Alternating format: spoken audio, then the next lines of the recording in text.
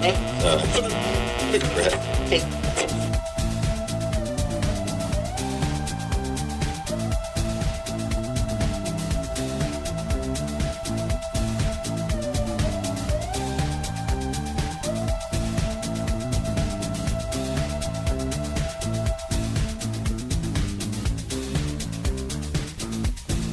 use of the National Guard debated in the U.S. Senate. President Donald Trump singles out J.B. Pritzker on AI regulations, and a federal judge ruling about Cook County property tax policies. Good morning. It's Illinois in Focus Daily. I'm Greg Bishop with you each and every weekday morning here as we walk through what's going on in the land of Lincoln and how you, the taxpayer, are impacted. You can find the headlines at thecentersquare.com, where you can find national headlines. And also the Illinois page, where I'm editor. You can see the stories that our team puts together each and every weekday morning. We review some of those, but you can get them in your inbox at thecentersquare.com. Click on newsletter and register today. It's free. We are a free Newswire service and greatly appreciate you guys joining us on this Friday as we do it live. Good morning. All right, so three things we're going to tackle. Might be quick segments, but hey, it's Friday, so we got to get ready for the weekend. Of course, as we get into a holiday, things are going to be interesting in the final 2 weeks of the year with all kinds of stuff that could be happening, right? You could see some bill signings next week with Governor J.B. Pritzker holding bill signing ceremonies. He does not have any events today, at least according to his public schedule from the office, and that was kind of against some expectations that we may have seen the bill signing ceremony for the measure that would allow for physician-assisted suicide, for instance. We also have still lingering the energy omnibus bill that opponents say is just going to increase costs on consumers. But you also have the large transit bill that consolidates some things, but also allows for sales tax increases in Cook and surrounding counties under the Regional Transit Authority, plus increased tolls and a sweeping of road fund interest, and all of it going to mass transit in the Chicagoland area, with some going to some downstate transit. So that's still on the governor's desk as well. So we could see some of those bills signed into law sometime next week. Not sure, right? We don't know the governor's schedule, but nothing on his schedule today. So that means we've got the opportunity for some things happening in the final 2 weeks of the year. Plus, you've got Chicago's city budget that still needs to be passed, and that's got a whole bunch of people watching what kind of tax increases they're going to be there, as Mayor Brandon Johnson says he wants some progressive revenue, and he wants to tax large businesses per employee per month, $33, I think, per employee per month if you have more than 500. But they need to have a budget put together by the end of the year. If not, you could see some chaos and government shutdown in Chicago. So those are some things we're going to be watching over the last couple of weeks here in December, as some major unfinished business. Plus, what Congress has got going on with the issue of health insurance and some subsidies that are going to be expiring at the end of the month, and the push to possibly extend those, and Republicans wanting to bring about real reform. So how this is going to play out, obviously, there's a lot to happen in the final weeks here of the year. That's why it's important for you to wake up with us here with Illinois in Focus, and of course, like, subscribe, and hit that notification bell. All right, stay tuned. We will talk about the use of the National Guard and some heated debates in the U.S. House and the U.S. Senate yesterday. This is Illinois in Focus Daily.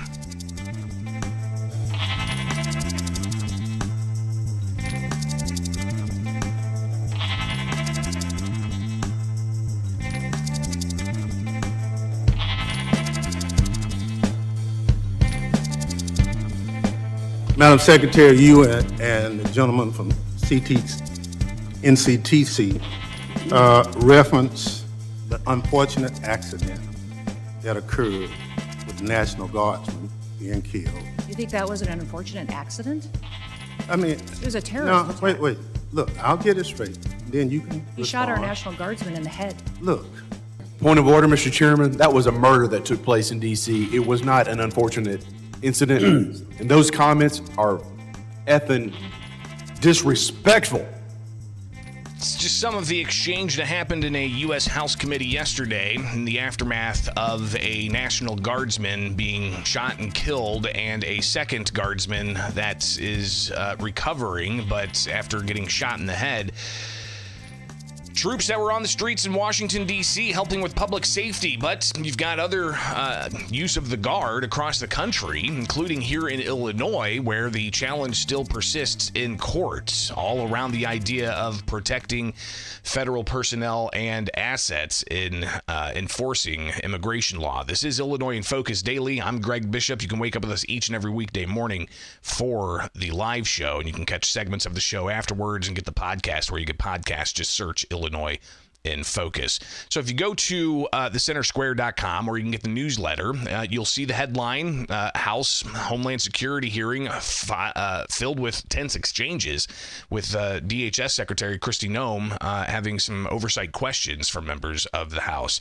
But across the chamber over in the U.S. Senate, they were holding a hearing in the Senate's Armed Services Committee about the use of the National Guard.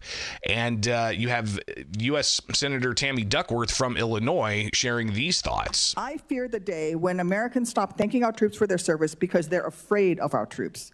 We know that this administration is trying to borrow the respected image of the military. Across the country, we've seen DHS agents dressing in camouflage and wielding military-style weapons. They're making it hard for Americans to tell the difference between abusive federal agents and professional troops.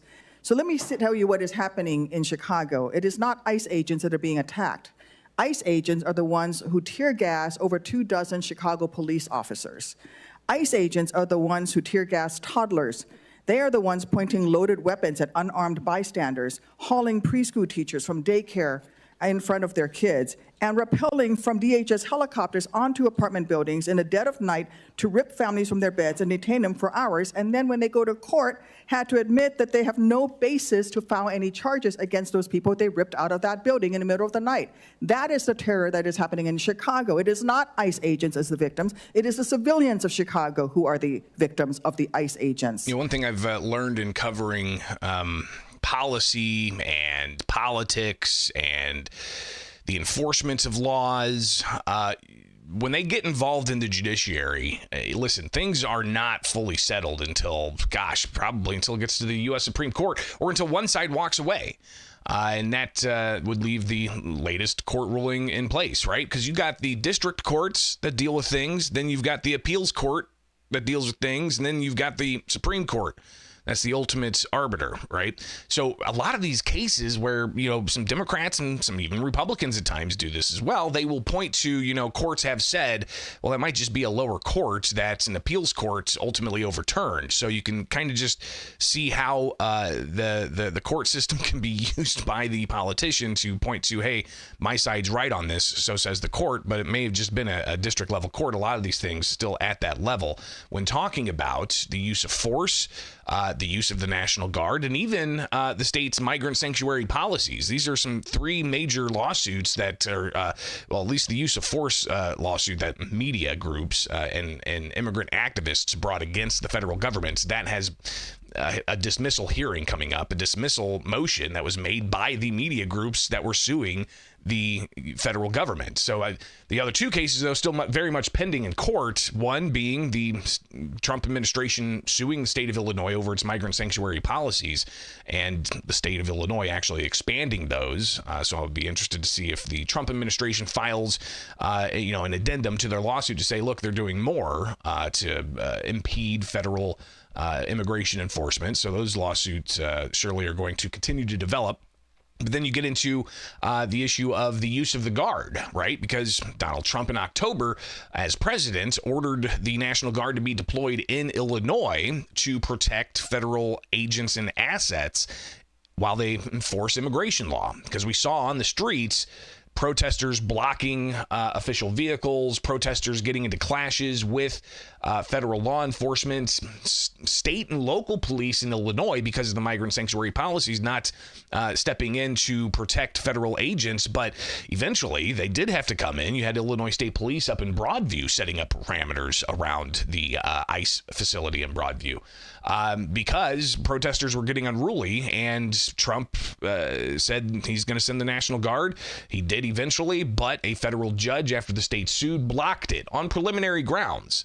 And again, that on preliminary grounds up in the appeals court, and looking possibly even the U.S. Supreme Court getting involved on preliminary issues with the use of the Guard in Illinois. So Senator Duckworth talking about ICE terrorizing the communities in Chicago and pointing to a court saying, so says this court, just keep in mind there are multiple layers to that judiciary, and I don't think there's been a finality of whether or not justification was had to go into an apartment building, or justification was made to use of force, or if justification's there to bring in the National Guard.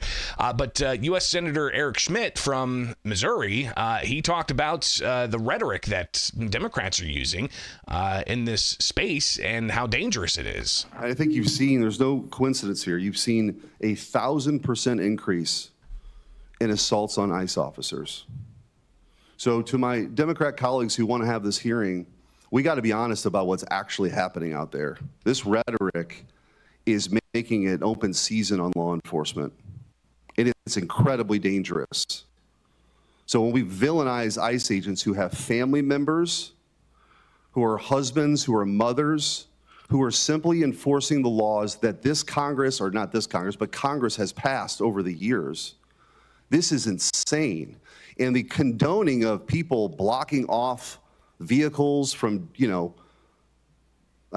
enforcing the law, these ICE agents, this is a powder keg. It's a powder keg.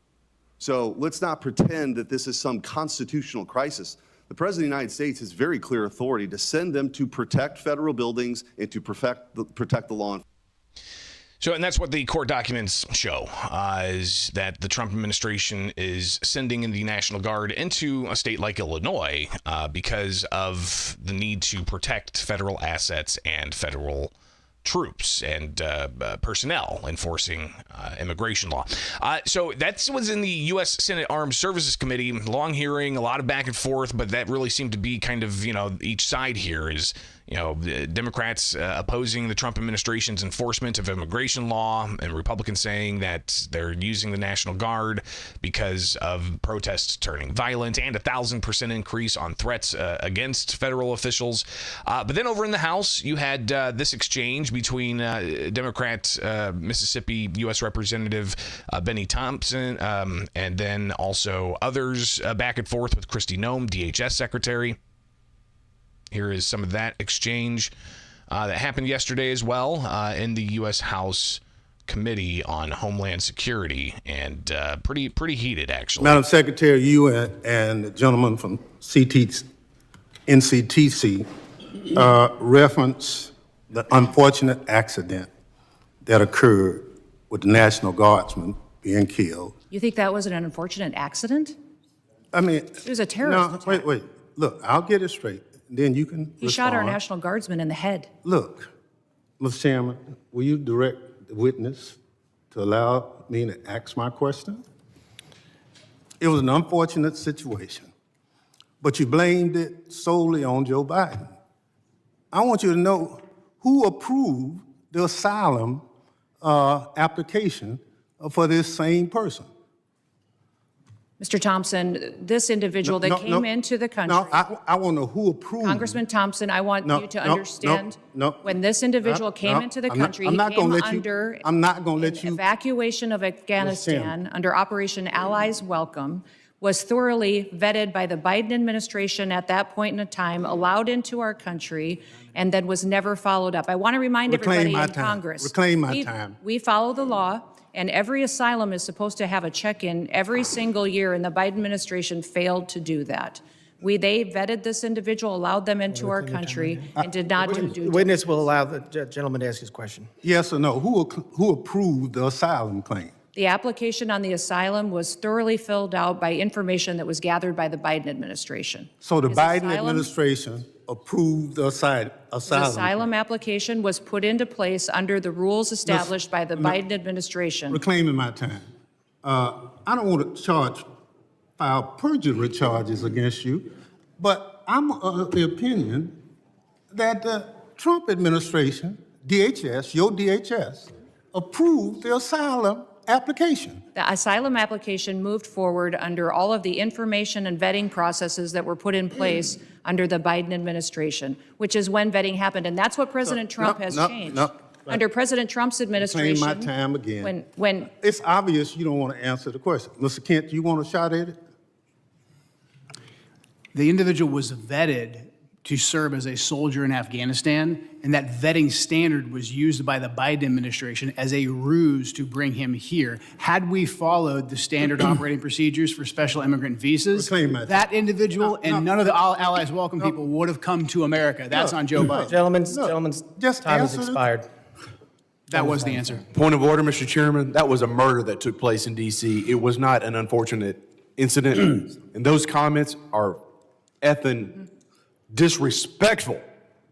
Who is that? I expect better from the It's not a valid point of order. So clearly, a lot of political rhetoric and finger pointing back and forth, and what that means to you, the taxpayers, paying for all of that. That show, by the way, means that not much by way of getting some commonality of the use of the National Guard when it comes to protecting federal agents and assets from protesters that turn violent or possibly even terrorists while they're enforcing federal immigration law, especially in a state like Illinois that has migrant sanctuary policies in place. Again, that's why we do Illinois in Focus daily, keep you updated what's going on in and around the land of Lincoln. Go to thecentersquare.com and get the newsletter today.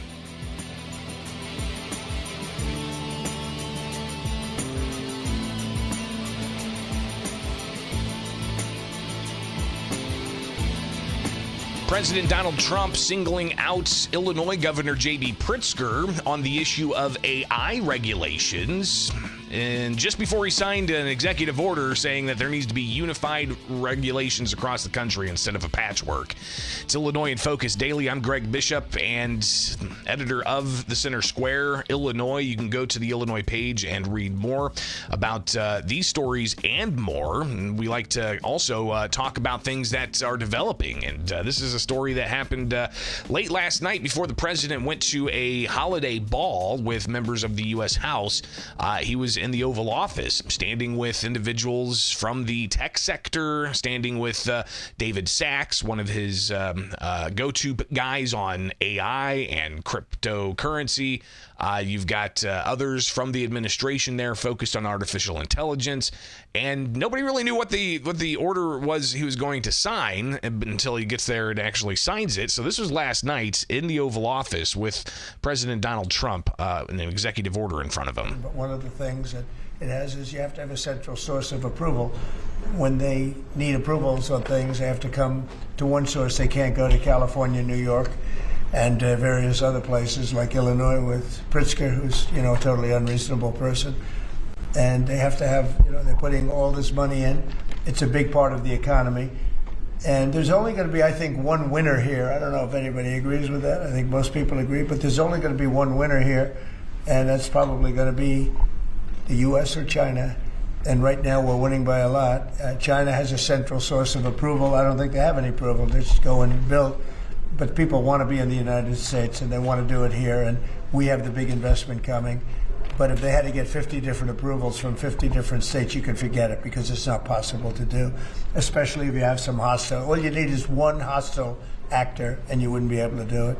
So it doesn't make sense. I didn't have to be briefed on this, by the way. This is real easy business. I mean, this is simple. So the president talking about how, when in the race towards who's going to dominate in artificial intelligence, there needs to be a unified front on regulations instead of having a patchwork of all 50 states doing their own thing. And this is ORIC. They are a technology and innovation, energy and infrastructure organization, a firm that researches these types of things, and they have the AI Law Center.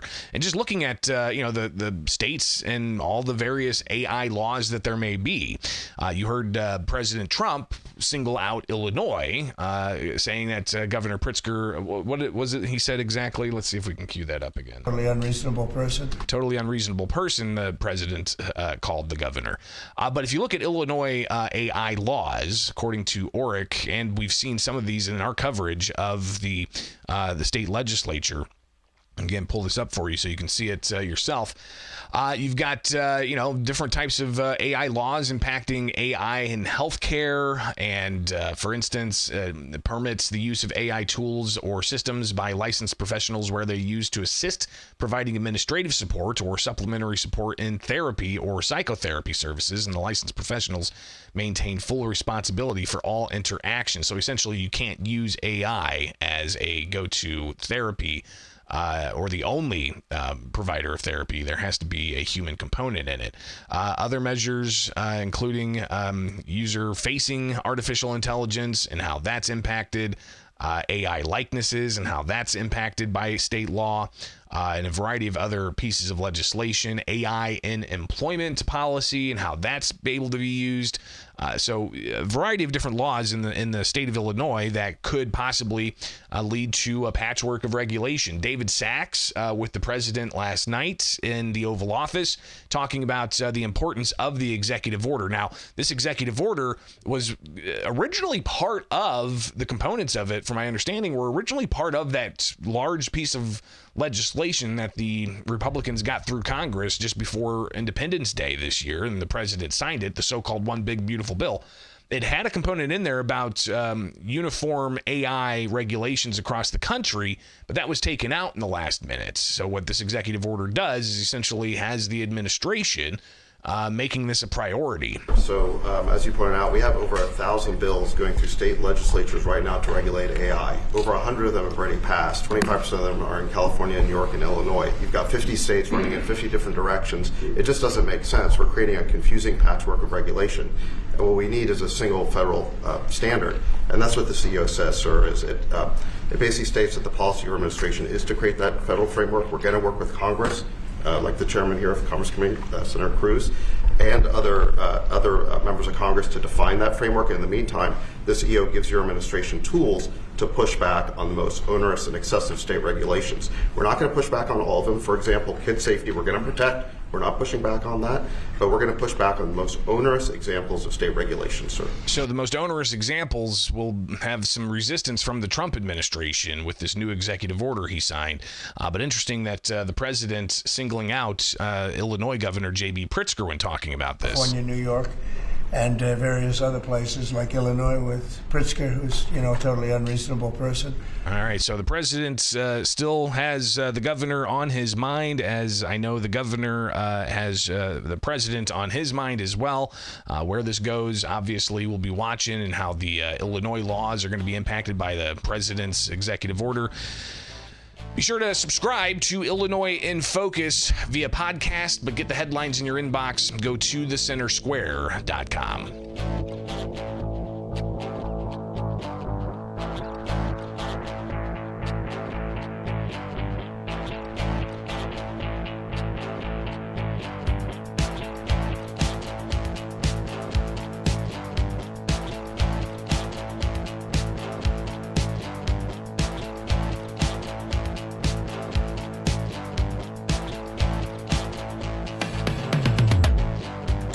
Cook County's property tax sales system found unconstitutional.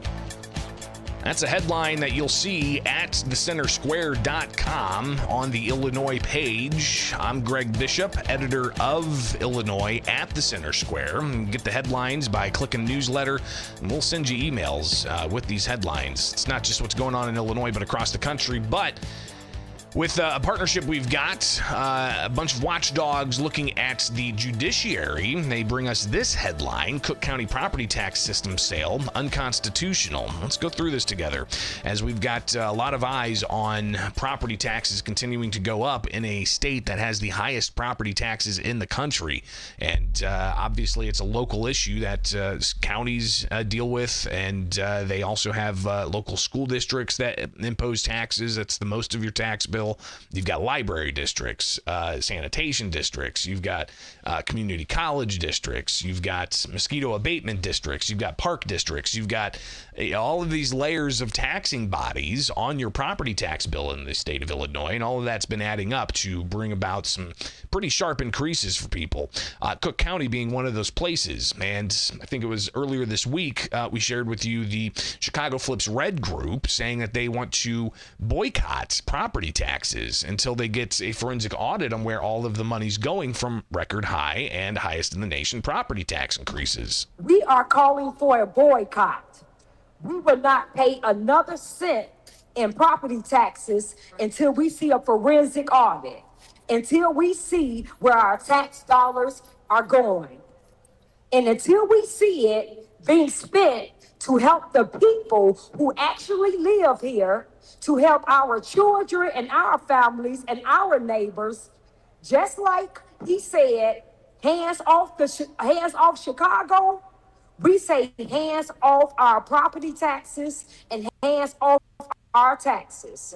We need answers. We need transparency. We need to know where every penny of our tax dollars is going. So again, that's Danielle Carter Walters on the White talking about the property tax situation and how they're encouraging people to boycott. But let's go to the story at thecentersquare.com from our partners at Legal Newsline and read through this, because this is impacting Cook County. So Cook County's longstanding system of collecting property tax debts by seizing and selling people's homes worth hundreds of thousands of dollars over unpaid taxes worth a fraction of that amount is unconstitutional, according to a federal judge ruling this week. District Judge Matthew Kennelly sided with a group of former Cook County homeowners in the long-running class action seeking to end the county government's use of its current so-called tax sale system. In the ruling, Keneally said that he agreed the county's system amounts to violations of property owners' rights to just compensate under the Fifth Amendment and have that just compensation, and to protect against unjust and excessive fines under the Eighth Amendment. Says homeowners' failure to pay their property taxes undoubtedly causes harm to Cook County by depriving the county of funding. Yet that harm is limited to the taxes owed and the costs of obtaining those taxes.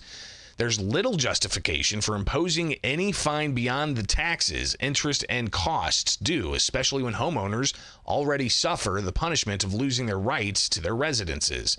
Keneally, however, stopped short of the point of ordering Cook County to repay the named plaintiffs, or perhaps as many as 1,700 other property owners whose homes and other real estate was taken by the county through what Keneally said is an unconstitutional tax debt collection process. Keneally said damages will need to be calculated later in further proceedings over the extent of the county's ability to liability under the law. So Keneally's December 9th decision, again coming this week, comes as another win for the plaintiffs and their lawyers as they continue efforts to force counties in Illinois and potentially the state government itself to adapt their property tax collection processes and rules to comply with U.S. Supreme Court ruling. The lawsuit against Cook County was filed in 2022 in Chicago federal court. A separate action has been lodged against a group of other county governments, including Illinois' second and third largest counties, DuPage and Lake County, and yet another lawsuit is pending in federal court in southern Illinois. The cases all center around the common accusation that Illinois and its county governments have all but illegally ignored a recent landmark U.S. Supreme Court decision and continue to seize homes over unpaid property taxes. In the decision, at the heart of the case, in the 2023 ruling known as Hennepin v. Tyler, the Supreme Court sided with a homeowner in Hennepin County, Minnesota, whose $40,000 condo was seized and sold by the county over $2,300 of unpaid property taxes, plus $12,700 in penalties and interest. Hennepin County then kept the surplus from the sale in a practice dubbed by critics as home equity theft. So you can go and actually read more of this, but clearly you've got this issue of property taxes, and when they're extremely high in Illinois and people can't pay them, then the county can go and seize that property and do a tax sale on that property, and the proceeds. And I've heard about this all across the state of Illinois. All of this while you've got states like Florida toying with the idea of getting rid of property taxes.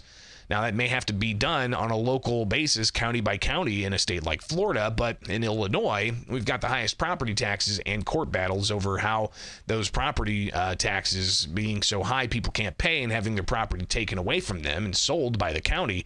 It doesn't matter if you buy your house outright with cash, you still got to pay the property taxes. You may own the title to that house, the deed to that house, but you still owe property taxes on that. Even 10 years after you've paid your house off, you still owe property taxes on that. Do you ever actually own your property, or are you always going to have to pay that government property tax? Again, a debate that apparently down in Florida they're willing to have. Where else they're going to have that in the country, we'll be watching, obviously. But something important just get in front of you this morning, and a story that you'll see at thecentersquare.com. Again, go to thecentersquare.com, get the newsletter in your inbox, and wake up with us each and every weekday morning here for more Illinois in Focus, only with The Center Square. I'm Greg Bishop, editor of Illinois at thecentersquare.com.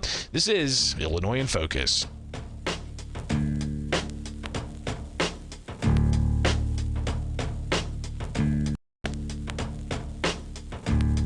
All right, that's all I got for you guys on this Friday. A couple of things to preview for next week, obviously, with the possibility of more legislation being signed by the governor from energy policy that's expected to increase your costs, to the transit bailouts that's going to possibly increase taxes in Cook and surrounding counties for mass transit, sweeping road funds and such. Plus, you've got the doctor-assisted suicide bill that's on the governor's desk. Will he sign that? Will he veto that? He could put out a list of bills he enacted or acted upon this evening. It's typical policy of the administration to, when there's bills on his desk, sometime he releases Friday afternoon a list of bills that he's worked on. So that could come this evening. Of course, go to thecentersquare.com and get the newsletter in your inbox, and we'll keep you updated on all of that. But next week, we'll have to take a look at some laws that are coming into effect January 1st, including the safe gun storage law that I chatted with Kirk Evans from U.S. Law Shield about, and he shared his thoughts. We'll share that with you on Monday. So join us Monday morning here with Illinois in Focus Daily. I'm Greg Bishop. I appreciate you guys being here and for the lively chat in the chat room. It's good to see you guys, and big things ahead. All right, it's a lot of good things happening, and we'll keep you updated on all of it here with the Center Square. Okay. It is Illinois in Focus. Have a great weekend, and get out there and do some shoveling for your neighbor. All right, get that sidewalk cleared. Happy snow day.